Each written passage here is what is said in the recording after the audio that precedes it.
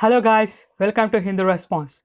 Today's video is going to be highly educative and important for both Hindus and Christians, as I am going to talk about things related to conversions, caste and reservations. By the way, don't forget to press the subscribe button.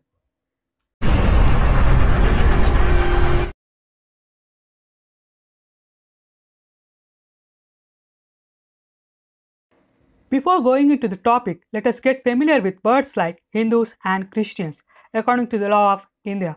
As per the Karnataka High Court observed in Sujata vs. Jose Augustine, that to be a Christian, one must truly profess the Christian faith, and the fact that one has undergone the ceremony of baptism may not by itself be sufficient to hold that he or she has become a Christian.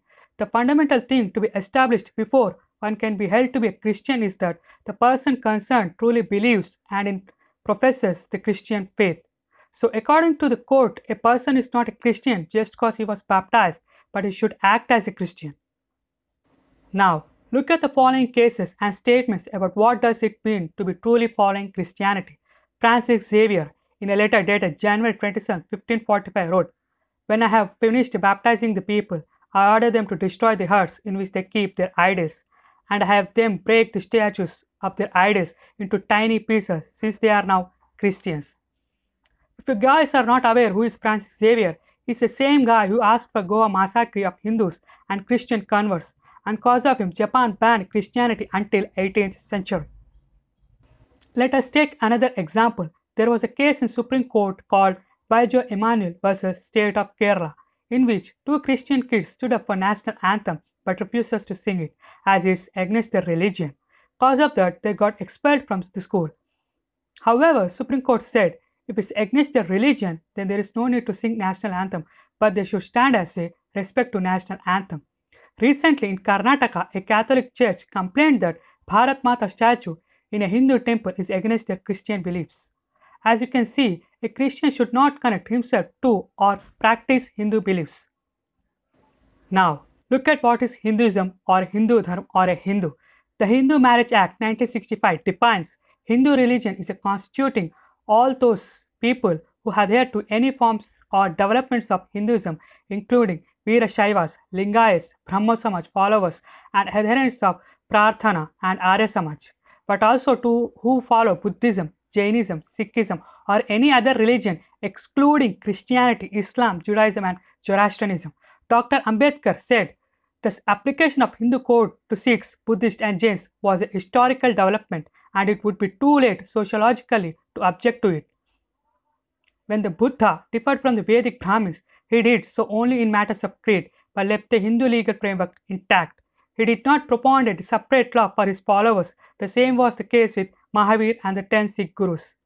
Veer Savarkar, he defines Hindu as any person who considers India as his motherland as well as his holy land.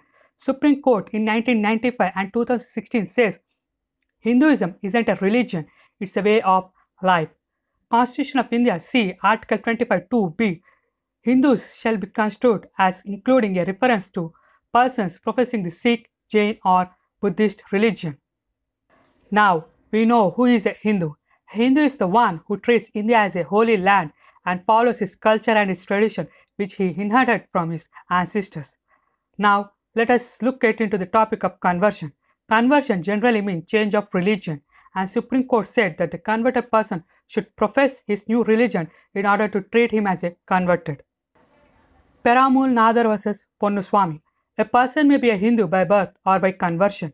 A mere theoretical allegiance to the Hindu faith by a person born in another faith does not convert him to a Hindu, nor is a bare declaration that he is a Hindu sufficient to convert him to Hinduism, but a bona fide intention to be converted to Hindu faith accompanied by conduct unequivocally expressing that intention may be sufficient evidence of conversion.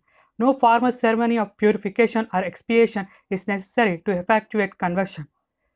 Whenever the term conversion in Christianity comes, Hindus say Christians are doing illegal conversion and it is against constitution, while on the other hand Christians say according to Article 25 we have right to profess, preach and propagate our religion, so we have the right to convert. So let us see who is correct. The Article 25 guarantees freedom of conscience and the right to profess, practice and propagate religion, subject to public order, morality and health.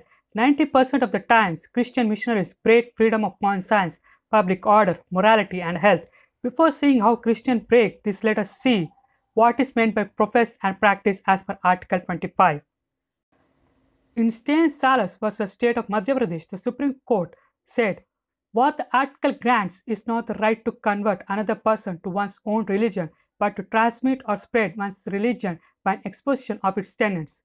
To put it simple, right to profess and propagate means sharing your beliefs with others, but it does not mean convert them. And it further stated that it has prohibited conversion by practicing force, fraud, or by offer of allurement.